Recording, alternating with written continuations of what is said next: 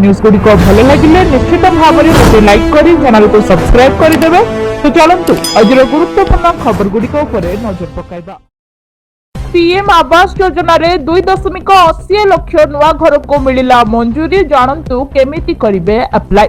गरीब एवं असहाय परिवारक पई आसिला एक बड़ खबर। केंद्र सरकार प्रधानमंत्री आवास योजना अधीन रे राज्य पई 2,80,000 नूतन घर मंजूर करछंती। ए घर मध्यरु 2,65,000 घर निर्माण कार्य द्रुत गति रे चलिछि। आवश्यक हेले घर संख्या वृद्धि करबाकू मध्य सूचना दिया जायछि।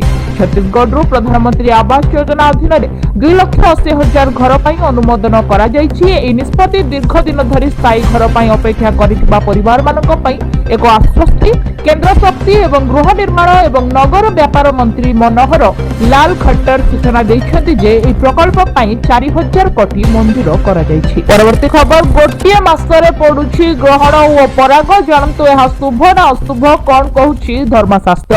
सनातन धर्म रे ग्रहण समय को अशुभ बोली विवेचना करा जाय।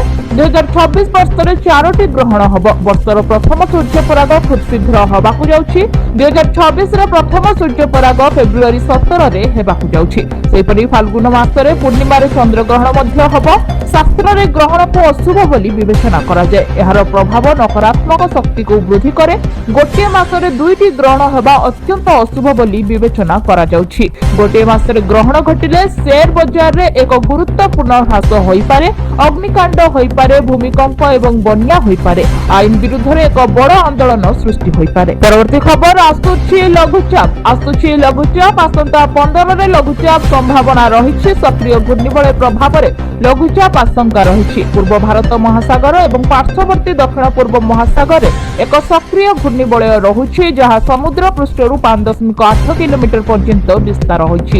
एहा प्रभाव रे 15 तारिख रे एक लघुचाप क्षेत्र सृष्टि हेबार संभावना रहिछि। एहा प्रभाव रे श्रीलंकार दक्षिण भाग रे वर्षा हबो। तेबे एहार प्रभाव ओडिशा उपरे नाही बोली कहिछि पाणीपाग विभाग। परवर्ती खबर युवपीढ़ीक प्रति मासरे मिलिबो 1,500 टंका। जानतु केमिति करिवे आवेदन। पश्चिमबंग सरकार घोषणा करिसेन जे तांकर नूतन योजना बांग्लार युव साथी एप्रिल 1 रु आरंभ हबो। एई योजना मूलतः अगस्त रे आरंभ होबार थिला। मंगलवार मुख्यमंत्री ममता बनर्जी घोषणा करिसेंति जे बांग्लार युव साथी योजना पई आवेदन फेब्रुआरी 15 रे खोलिबो। तेबे एही योजनार लाभ पाइबा पई आवेदनकारी मानकु निम्नलिखित शर्तावली पूर्ण करिबाकू पड़िबो। आवेदनकारी पश्चिमबंगर स्थायी बासिंदा हेबा आवश्यक। बयस सीमा 21 रु 40 वर्ष मध्य रे हेबा आवश्यक। आवेदनकारी को अति कम रे माध्यमिक हेबा आवश्यक।